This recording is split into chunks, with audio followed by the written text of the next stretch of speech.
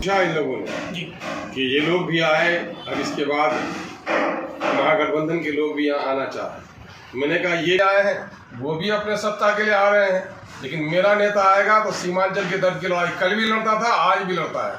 हम सत्ता की नहीं, सीमांचल के पिछड़ेपन के निदान की, सीमांचल के दुख स्वागत किया, उसमें कई मांगे भी रखी है। क्या मांगा है सर आपकी? मामला ये है कि वो भले ही पूर्णिया में पार्टी के प्रचार के तौर पर आ रहे हों, लेकिन किशनगंज में वो गृह मंत्री के रूप में आ रहे हैं, इंटरनल सिक्योरिटी का जायज़ा लेने के लिए आए हैं। तो जाहिर है कि देश के वो गृह मंत्री हैं, तो देश के सिक्योरिटी के बारे में उनकी चिंता सही है।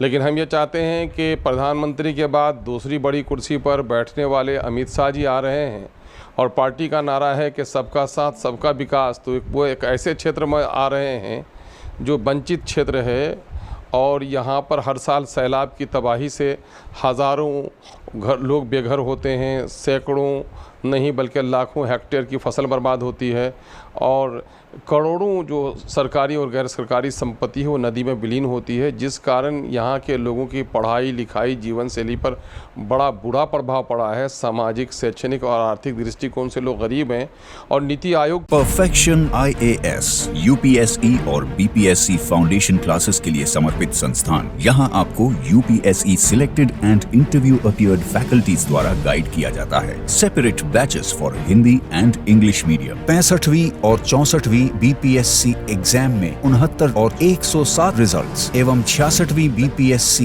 एग्जाम में 131 रिजल्ट्स हासिल किया है परफेक्शन IAS टीम ने। परफेक्शन IAS, कुमार टार, बोरिंग रोड, पटना। की अभी रिपोर्ट भी आई है कि पूरे बिहार में सबसे अगर कोई क्षेत्र वंचित क्षेत्र है, पिछड़ा क्षेत्र है, पर कैपिटा इनकम जहाँ कम है, जहाँ पलायन सबसे ज़्यादा है, तो वो सीमांचल है।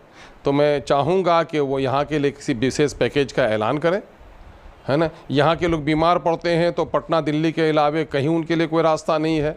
अगर दरभंगा में, गया में, पटना में एम्स के ब्रांचेज खुल सकते हैं तो एक एम्स का ब्रांच यहाँ पर खोलने का वो ऐलान करें।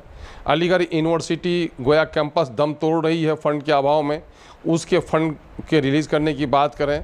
और मैं दावे के साथ कहता हूँ कि पूरे देश में शांति, सौहार्द और हिंदू मुस्लिम एकता की जो तहज़ीब गंगा जमनी हमारे यहाँ है वो कहीं नहीं है। इसको लोग कहीं ना कहीं दूषित और प्रदूषित करने का गलत काम कर रहे हैं, तो उस पर भी लगाम लगना चाहिए। गृह मंत्री की जिम्मेदारी है। भले ही भाजपा के लोग इसको दूसरे दृष्टि से देख रहे हैं और ये जो बांग्लादेश और नेपाल का बॉर्डर वाला क्षेत्र है इसको जो बदनाम करने की कोशिश की जा रही है। हम लोग तो ये चाहते हैं कि ये वो क्षेत्र है जहाँ देश का बंटवारा हो रहा था, तो पाकिस्तान में इस क्षेत्र को ले जाने का बड़ा प्रयास किया गया, लेकिन हमारे बुज़ुर्गों ने कहा कि नहीं, हम भारत के हिस्से हैं, भारत के लिए जिएंगे, भारत के लिए मरेंगे। करवट बदलते तो पाकिस्तान चले जाते, लेकिन आज बहुत सारे लोगों को यहाँ बांग्लादेशी घुसपैठिए नज़र आ रहे हैं। तो यहाँ के सौहार्द को बर्बाद होने नहीं दिया जाए, बल्कि हमारा तो मुतालबा ये है कि बांग्लादेश और नेपाल की सरहदों को आप सील कीजिए और कानूनी तौर पर आना जाना जारी कीजिए और इन सरहदों के चलते बहाना बनाकर इस क्षेत्र को बदनाम होने से बचाया जाए। हमारा ये मुतालबा होगा।